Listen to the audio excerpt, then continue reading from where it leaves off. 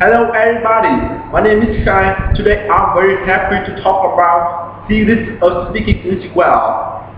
Ladies and gentlemen, everyone wants to speak English well. Today I'm going to talk about the series of speaking good English.